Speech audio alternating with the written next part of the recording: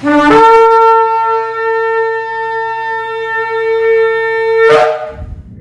Shalom, esta es la congregación 20 Pilares del sector Candelaria, en la carretera número 2 en Arecibo. Y esta que le habla es la Roa y la doctora Maritza Rivera. Hoy venimos con una nueva parashá, la parashá número 20, la parashá Tetzaveh.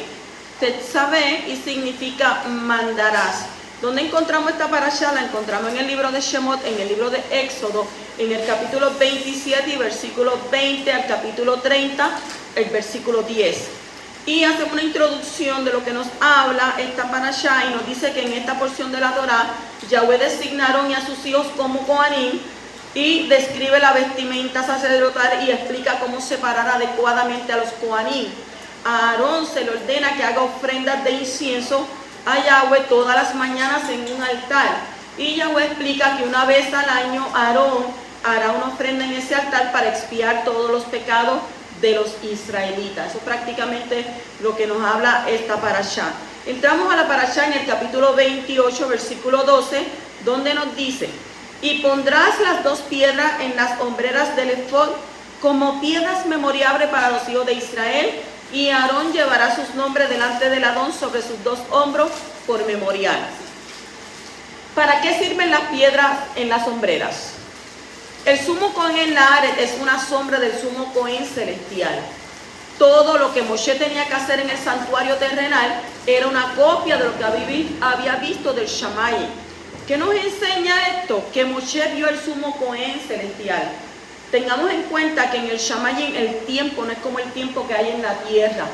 Así que a pesar de que el Mashiach Yeshua todavía no había nacido, ni había muerto, ni había sido resucitado, ni había sido exaltado, ni instalado en su ministerio celestial eterno, según el orden de Melquisedec, Moshe lo vio. O sea, lo que vio fue el ministerio futuro del Mashiach en el Mishkan celestial. Ahora, nosotros estamos viviendo después de la manifestación primera del Mashiach, cuando vino como siervo sufriente. Después de su resurrección, él fue elevado, exaltado, fue investido y fue instalado en el servicio celestial como sumo Cohen. Entonces, al estudiar la ropa del sumo Cohen terrenal, podemos saber qué tipo de vestidura tiene el Mashiach en el Shamayim en estos momentos. No es como lo pintan, ¿verdad? Así como griego, él no es griego. O sea que sobre sus dos hombros hay dos piedras de ónice. Sobre una de las dos piedras hay 6 de los nombres de los hijos de Israel y sobre la otra los otros 6 nombres. O sea, el propósito de estas piedras es llevar los nombres de las 12 tribus delante del Creador en memoria para que el poderoso se acuerde de cada una de esas tribus y sus descendientes. Esto nos enseña que cuando el Mashiach está sirviendo día y noche en el templo celestial como sumo Cohen, está mencionando delante del Todopoderoso los descendientes de los hijos de Israel que están viviendo en este mundo. Y posiblemente también los que han muerto esperando la resurrección. Y Yeshua, que es el Mashiach, lleva casi ¿cuántos años? 2000 años intercediendo por la restauración de las 12 tribus. Entonces, ¿crees que su oración será oída? Cuando los hijos de Israel habían clamado al Shamayim durante unas versiones dice 400 años, pero otras también dice 430 años. Dice que vino una respuesta poderosísima desde el Shamayim con la liberación de la esclavitud egipcia, con todos esos milagros y prodigios maravillosos. Entonces, ¿cómo será la respuesta a la oración del Mashiach, que ha estado clamando durante un tiempo que es 5 veces más largo que un alma totalmente pura y justa desde su posición celestial? ¿Cómo será la restauración de las 12 tribus? El profeta nos da la respuesta según lo que está escrito en Yeshayá, Isaías capítulo 49, versículos 5 al 6, que nos dice: y ahora dice el Adón, el que me formó desde el seno materno para ser su siervo, para hacer que Jacob vuelva a él y que Israel se reúna con él, porque honrado soy a los ojos del Adón, y mi Elohim ha sido mi fortaleza, dice él. Poca cosa es que tú seas mi siervo, para levantar las tribus de Jacob y para restaurar a los que quedaron de Israel, También te haré luz de las naciones para que mi salvación alcance hasta los confines de la área. También en Zacarías 10:6 nos dice: fortaleceré la casa de Judá y la casa de Joseph salvaré, los haré volver porque me he compadecido de ellos, y serán como si no lo hubiera rechazado, porque yo soy el Adón su Elohim, y les responderé. La oración del sumo Cohen celestial será oída de manera muy poderosa. ¿Por qué? Porque las 12 tribus serán recordadas delante del Creador. Y no solo eso, sino que la salvación llegará a los confines de la área junto con la restauración de las tribus. El mundo va a ver cosas tan poderosas que si se contaran ahora nadie las creería. La oración de Melquisedec celestial será oída, y los nombres que están escritos sobre sus hombros serán recordados y restaurados, y entonces el mundo nacerá de nuevo. Así que bendito sea el Creador por sus grandes planes, y bendito sea el Poderoso por haber levantado a Yeshua como el sumo Cohen celestial, y bendito sea Yeshua por haber sido fiel al llevar la carga y la memoria de los hijos de Israel delante del Poderoso durante casi 2000 años. Así que digno es el Yeshua el Mashiach de recibir honra, esplendor, poder y alabanza por su ministerio sacerdotal, su ministerio de Coanim. Continúa en el capítulo 28, versículos 29 y 30. Dice: y Aarón llevará los nombres de los hijos de Israel en el pectoral del juicio sobre su corazón cuando entre en el lugar Kadosh, continuamente por memorial delante del Adón. Pondrás en el pectoral del juicio el Urim y el Tumim, y estarán sobre el corazón de Aarón cuando entre a la presencia del Adón, y Aarón llevará continuamente el juicio de los hijos de Israel sobre su corazón delante del Adón. ¿Qué hay sobre el corazón del sumo Cohen? El relato del pectoral del juicio muestra que sobre el corazón del sumo Cohen están los nombres de los hijos de Israel, y lo vemos allí, ¿verdad? Cada vez que el Poderoso ve el sumo Cohen, está viendo a todos los hijos de Israel. El sumo Cohen representa toda la nación. O sea que él es como una puerta y un camino entre el Creador y el pueblo, y entre el pueblo y el Poderoso.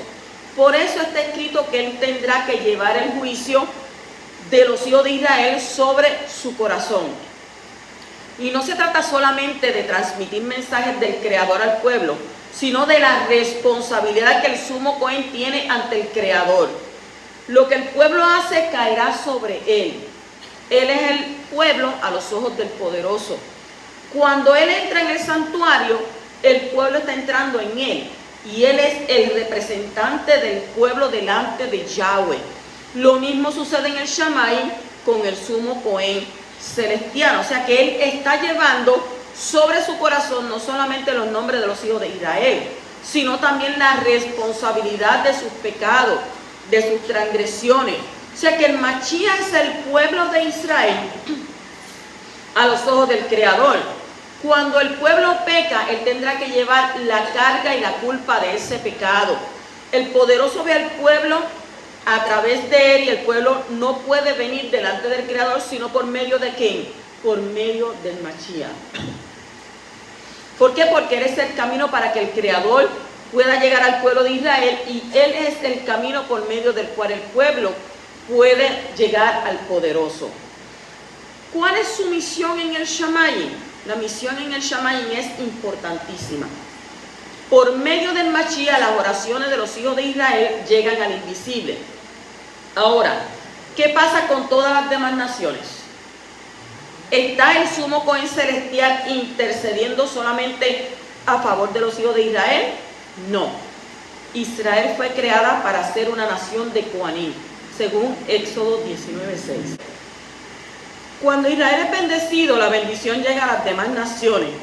Y cuando Israel es maldecido, las demás naciones sufren por ello. En el Salmo 67 está escrito: Yahweh tenga piedad de nosotros y nos bendiga, y haga resplandecer su rostro sobre nosotros, para que sea conocido en la área tu camino, y entre todas las naciones tu salvación. Que te den Hanán, te den gracia a los pueblos. Oh Yahweh, todos los pueblos te den Hanán, te den gracia. Alégresen y canten con júbilo las naciones, porque tú juzgarás a los pueblos con equidad y guiarás a las naciones en la Are. Te den gracias, Hanán, los pueblos de Elohim, todos los pueblos te den Hanán. La tierra ha dado su fruto, Yahweh nuestro Elohim nos bendice para que le teman todos los términos de la Are.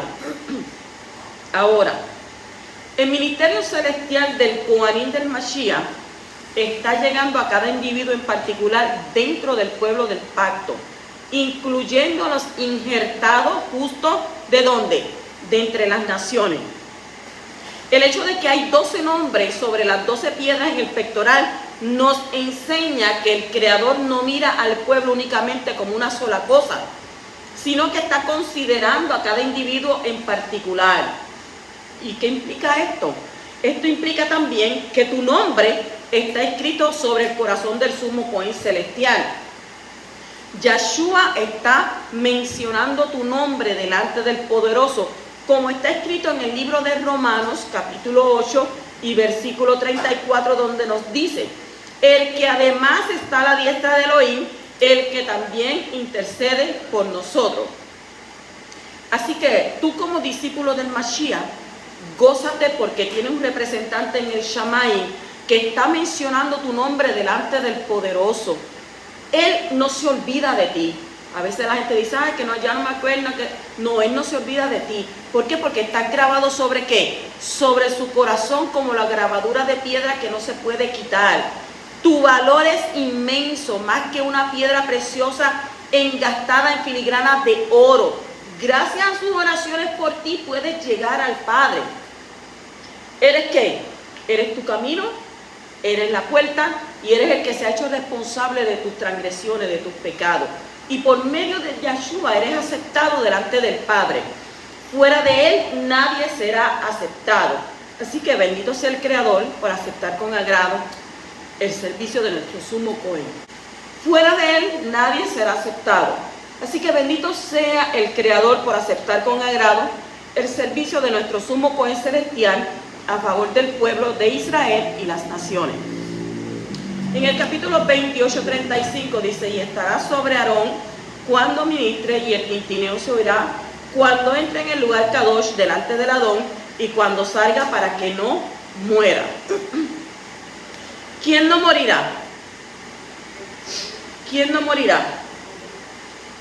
En el servicio en el santuario terrenal es sumamente importante. La presencia de Yahweh no es solamente una esplendorosa, maravillosa, sino también un fuego que consumidor. Es muy importante saber acercarse al Creador de manera correcta. ¿Por qué? Porque en su presencia no puede haber ningún pecado, ninguna transgresión. El pecado no mora en él ni puede morar en su presencia. Por eso los Kohanim, que servían en la sombra del Shammai, corrían el riesgo de morir en el caso de no cumplir con las normas de conducta correctas que existen en la casa del Creador. El que no cumple las normas expone su vida a la muerte. La presencia del fuego consumidor del Creador es sumamente peligroso para el pecador. ¿Por qué? Porque el pecado es no cumplir las normas. El poderoso instruyó a Moshe acerca de cómo poder tener su presencia en medio de los hijos de Israel y cómo poder servirle de manera segura para no morir.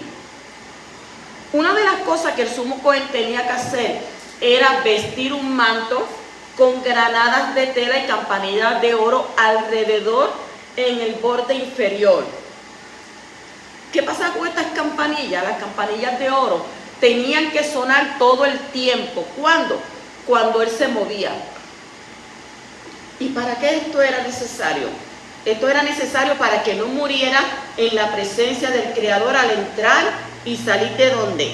De allí, del lugar que Kadosh, Kadoshim, en el lugar santísimo.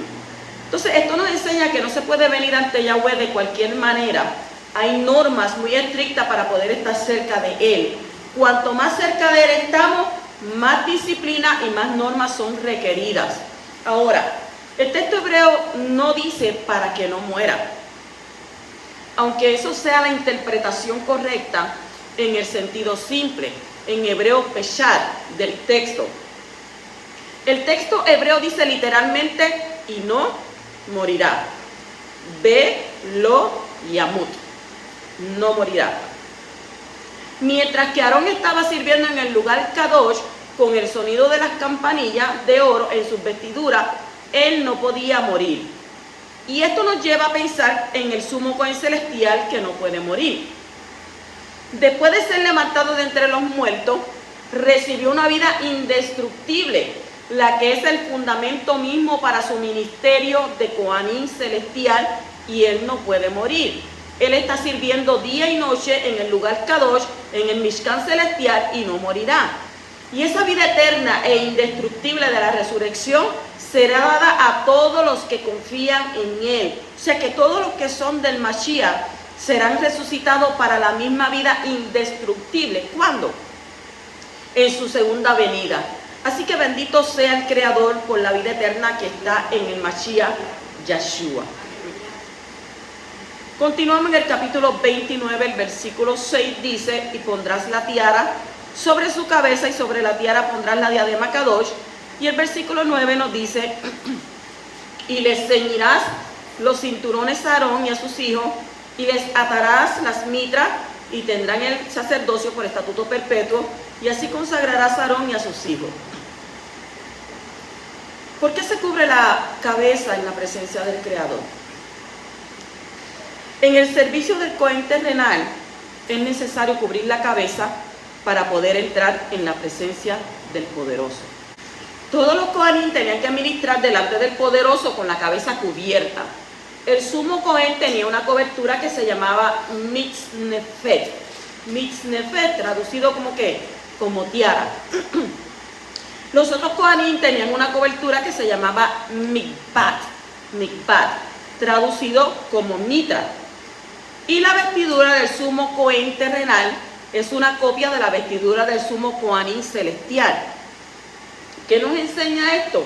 Que el Mashiach Yeshua está llevando una cobertura sobre su cabeza en su servicio delante del Creador. ¿Por qué? Porque los Cohanim, hijos de Aarón, corresponden a los discípulos de Yeshua. Consecuentemente, los discípulos de Yeshua podrán llevar parte de su cabeza cubierto en su servicio delante del Creador, al igual que su Maestro Celestial. La prohibición que hace Shaul Pablo en 1 de Corintios, capítulo 11, versículo 4, es usar un velo semejante al velo de las mujeres que baja sobre el rostro o sobre el pelo. O sea, el texto griego habla de dejar que una cobertura baje sobre ¿qué? Sobre la cabeza. No es lo mismo que llevar algo sobre la parte superior de la cabeza. Un varón discípulo del Mashiach que se cubre con un velo como se cubre una mujer, deshonra su cabeza, que es el Mashiach. En Corinto había mucha prostitución masculina y los hombres tenían muchas costumbres de las mujeres. Shaul daba estas instrucciones para impedir que estas costumbres entraran en la congregación del Mashiach. O sea que el servicio del santuario nos enseña que cubrir la cabeza no es una señal de deshonra, sino de ¿qué? Todo lo contrario. El que se cubre delante del Creador le honra. La cobertura en la cabeza es señal de ¿qué? De sometimiento y autorización como un representante. Y es una buena costumbre colocar algo sobre la cabeza a la hora de servir al Creador. Si eres judío, tienes y estás obligado como una costumbre de tu pueblo. Hoy en día los judíos piadosos siempre llevan una cobertura, ¿verdad?, sobre su cabeza en señal de ¿qué? De su ministerio sacerdotal delante del Creador. Y esta costumbre ha sido sacada del servicio en el Mishkan del templo, donde todos tenían que cubrir sus cabezas en señal de respeto. Si no eres ya judí y deseas cubrir tu cabeza en los momentos de oración de tefilá, puedes hacerlo libremente, incluso usando una prenda que es identificada como yahudí, llamada talí. Pero si vas a usar una cobertura diariamente en público, fuera de tu casa, como señal de estar en el servicio sacerdotal como discípulo del Mashiach, no debes usar una kipá. ¿Para qué? Para que no seas identificado como yahudí y no ser una piedra de tropiezo, porque la gente va a empezar a ¿qué?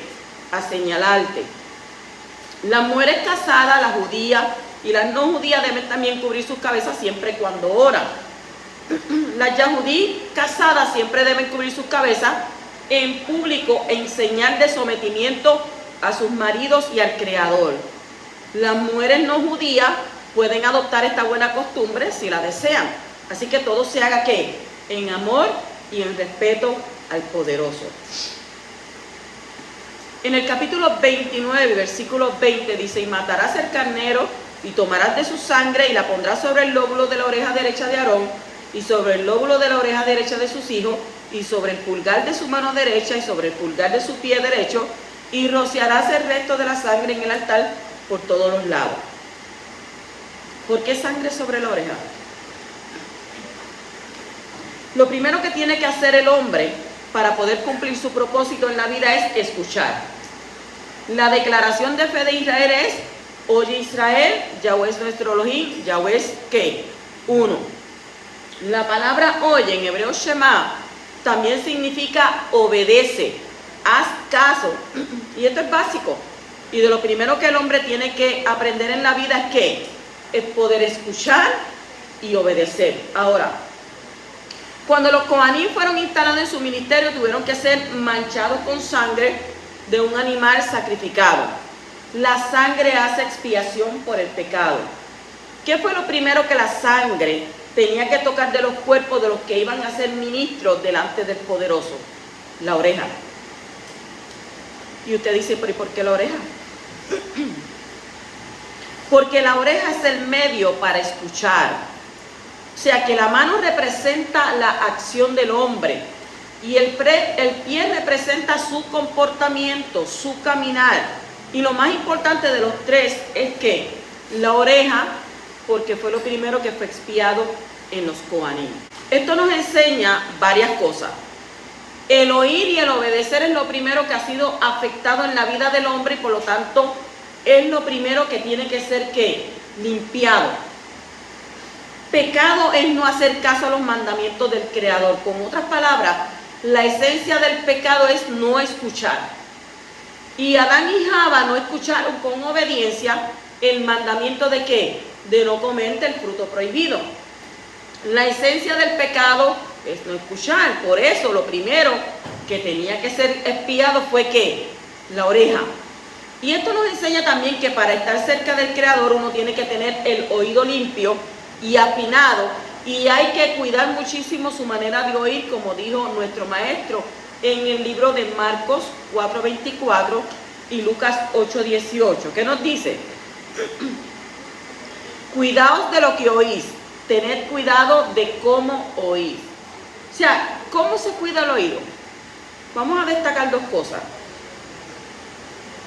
Primero, hay que cuidarse muchísimo de las palabras que se hablan en el mundo. Uno que escucha palabras falsas, malas lenguas, rumores falsos, lenguaje maligno, etc. No podrá ser un siervo fiel al Creador. ¿Por qué? Porque necesitamos ser limpiados de todo esto para ser Kohanim delante del Creador. Y lo segundo, hay que ser muy cuidadoso a la hora de estudiar las Escrituras y no escuchar lo que dice el Espíritu.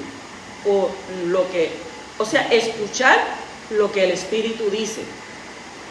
Es muy fácil interpretar las Escrituras de manera personal y así desviarse de lo que realmente significan. Es muy fácil mezclar la voz del Espíritu del Creador con las emociones e ideas personales. La interpretación privada lleva a muchos errores, como está escrito en 2 de Kefas, capítulo 1, versículos 20 al 21. Pero ante todo saber esto, que ninguna profecía de la Escritura es asunto de interpretación personal, pues ninguna profecía fue dada jamás por un acto de voluntad humana, sino que hombres inspirados por el Ruach HaKodesh hablaron de parte del oír. Aunque la lógica de la mente humana sea una herramienta muy útil y pueda llegar a cierto nivel de comprensión de lo escrito, no es suficiente para entender total y correctamente lo que enseñan las Escrituras. Las Escrituras son ¿qué? Espirituales, y solo una persona llena de Ruach podrá entenderlas bien. La mente humana nunca podrá llegar a esa comprensión, a la plena revelación escrita, porque tiene que ser entendida por medio de una revelación del Ruach de Yahweh dada al Ruach humano.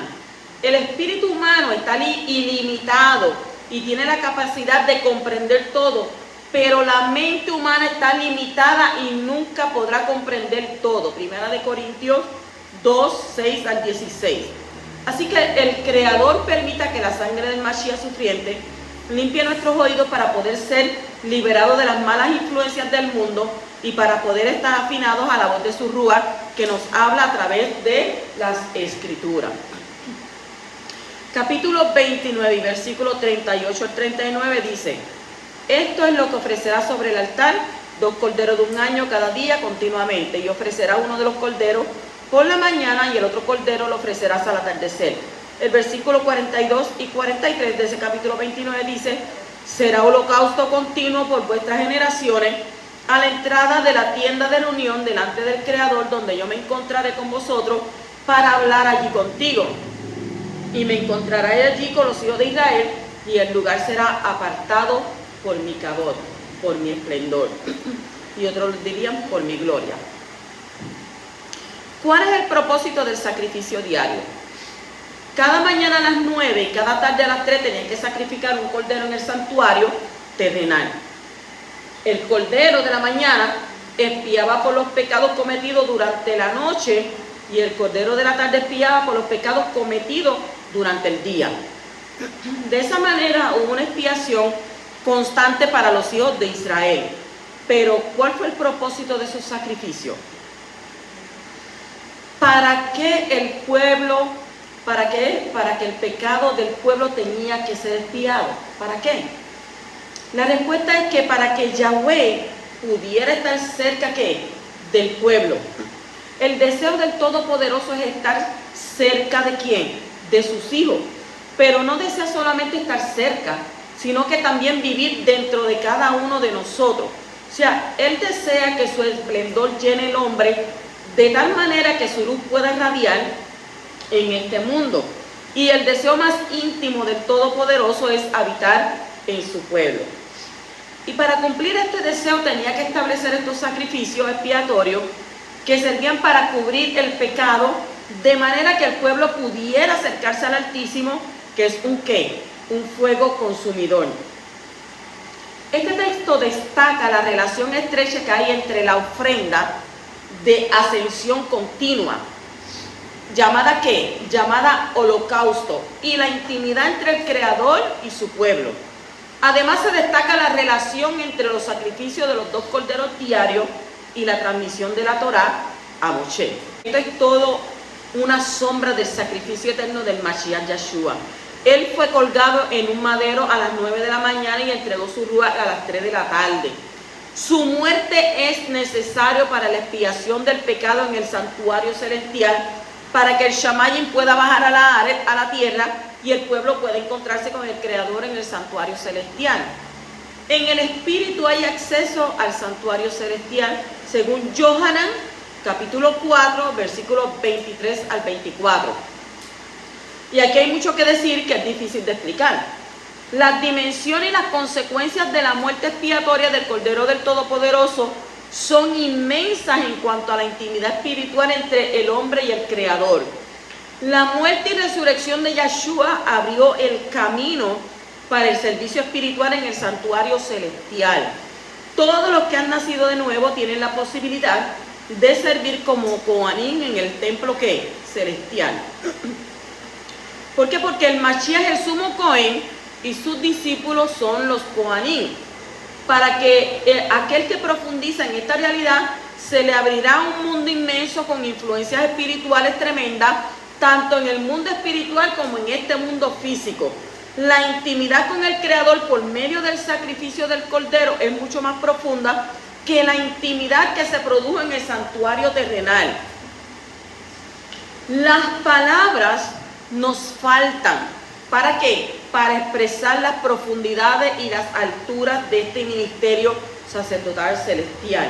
O sea, que el Creador abra ¿qué? Nuestros ojos del corazón para ver la importancia del sacrificio del Cordero y que nos llene de su ruach para poder servir fielmente como Kohanim en el santuario celestial y encontrarnos cara a cara con el Creador todos los días. ¿Cuántos decimos amén?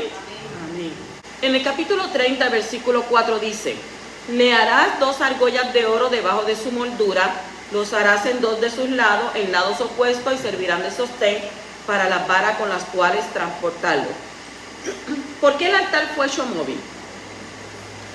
Todos los objetos del santuario fueron hechos móviles. El santuario mismo fue un santuario preparado con el fin de viajar con los hijos de Israel en el desierto. Y esto no es solo una cosa práctica para el tiempo de tránsito de los hijos de Israel, sino que constituye una lección muy importante para nuestras vidas personales. En este mundo todo se está moviendo. Lo único que no se mueve es el Creador. Sin embargo, Él está ¿qué? Interactuando en este mundo móvil como si también Él se estuviera moviendo, según Ezequiel capítulo 18. Todo cambia a nuestro alrededor y dentro de nosotros desde que nacimos en este mundo. Hay una tendencia en el hombre que va en aumento con los años, la de ¿qué? De no querer cambiar. Lo que uno ha aprendido en la vida crea que seguridad de alguna manera. Y al sentir esa seguridad es fácil pararse y sentirse cómodo. Por eso, todo cambio constituye ¿qué? Un desafío para la mente cómoda que se ha acostumbrado a algo. Los cambios requieren ¿qué? Nuevos esfuerzos y crean nuevos riesgos de equivocarse. Por eso, el hombre cómodo se vuelve ¿qué? Enemigo de los cambios. Y esto viene de ¿qué? Del Yetzer Hará, de la mala inclinación. Si nos fijamos en el altar y lo aplicamos a la vida de oración y entrega de justo, podemos destacar el hecho de que como el altar tiene que ser móvil, tenía que ser flexible, nuestra vida de oración y entrega a Yahweh tienen que ser ajustadas a toda nueva situación en la que nos encontramos. Como se requería, ¿verdad?, sacrificios de animales en el altar cada día. Así que cada día requiere una nueva entrega al Creador, porque todos los días es una nueva vida. Así que no podemos vivir delante del Creador según la relación que tuvimos con Él ayer. No podemos vivir nuestra intimidad con Él con una esperanza de lo que habrá mañana. Tenemos que ¿qué? Entregarnos cada día, no importa cómo nos sintamos, no importa cómo sean las circunstancias. ¿Por qué? Porque nuestro altar tiene que ser ¿qué? Flexible, móvil, y tiene que moverse con las circunstancias de manera que nuestra entrega sea ¿qué? Constante. Así que tú como discípulo de Mashiach, si has dejado tu altar atrás, vuelve allí, levántalo de nuevo, llévalo siempre contigo, no descuides tu entrega diaria al Todopoderoso, muévete hacia adelante en tu oración y camina con el Creador hacia la meta que Él tiene para tu vida.